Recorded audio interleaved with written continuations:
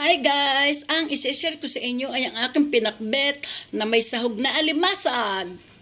First time ko nagpakbet na may sahog na alimasag. Humahanap kasi ako ng panahog. Kahit tapi lang ay wala akong nabili. May naglalako alimasag. Subukan ko nga, sabi ko. Sabi naman nila gataan daw yung kalabasa na may alimasag. Eh wala nang budget, wala na ako pambiling gata o yung nakapak na gata. 85 pesos ang alimasag, ngunit kinuha ng tendera 80 pesos lang. Ayan, nakagiyak na lahat. Pakbit na may alimasag. First time ko ito gagawin o iluluto na may alimasag. Ayan, pakuluan ko muna yung alimasag. Hiwalay kong pinakulo. Ayan, pula na, luto na. Ayan no, litaw pa ang itlog ng alimasag. Mapapayat lang siya, pero may itlog.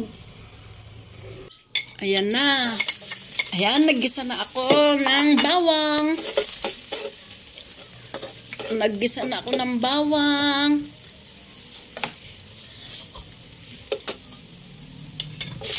Oh, sibuyas. Dati kapag ako yung nagpapakbit, hindi ko na ginigisa. Yung binabagoongan ko lang. Pero ngayon, ginigisa ko na rin. Pag mahal ang bawang sibuyas, di ko na igigisa.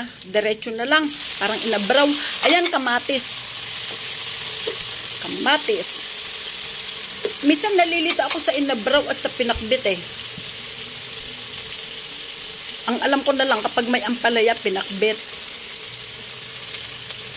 Oh, bagong isda.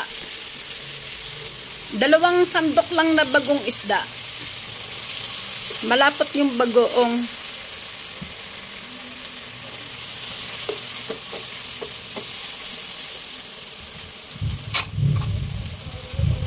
Ay, lumalayo lang mga kung konti kasi po may patugtog sa ilang kapitbahay.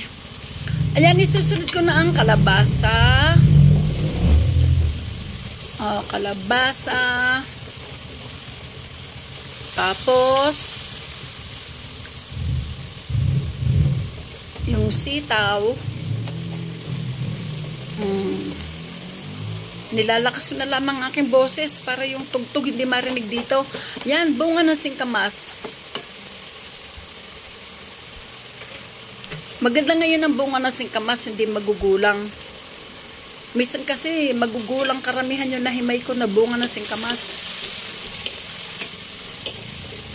Ayan, konting halo lang.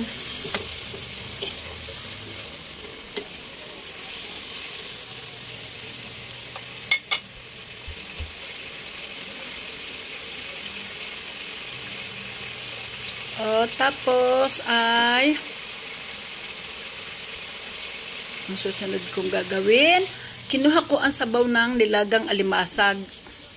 Inalis ko yung latak. Yan, yun lang malinaw na sabaw. Siya rin ang isinabaw ko dito. Itatapon ko na sana eh.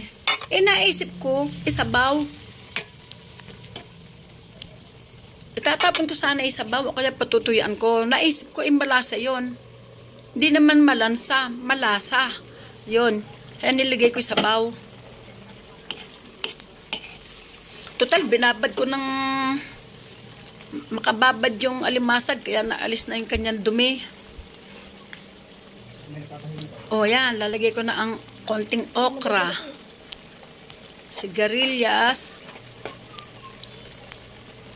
Ampalaya. At tapos ay yung isang talong na maliit na pinutol ko lang. Yan, kumpleto na ang aking pinakbit or ginisang gulay din yan eh. O konting asin lang kasi maalat na yung bagoong isda. Diyan ako minsan nalilitaw, ginisang gulay, pinakbit, inabraw. Yan, nalilito ako sa mga ganyang luto. Pero ito ngayon, papangalanan ko ng pinakbet na may alimasag.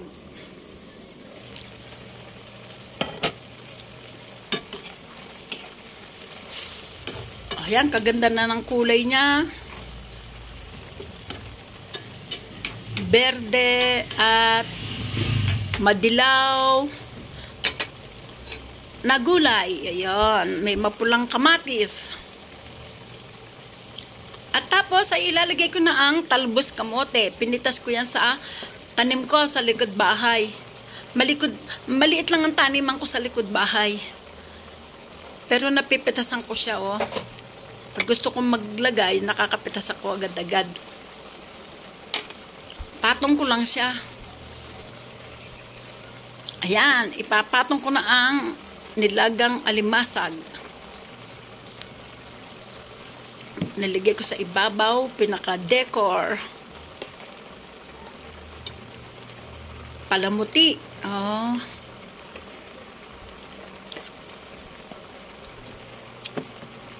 Wala pa yatang nagluto ng pinakbit na may sahog na alimasag.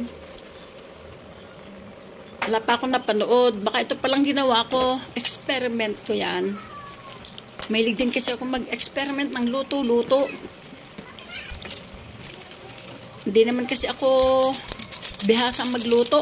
Kalahati lang kasi yan. Laman ng Magic Sarap. Lalagyan ko rin ng kaunting aji. Para din ako bibili pa ng pampalasa. Meron na yan dito sa bahay. Ay, pangpantay ko pala yun.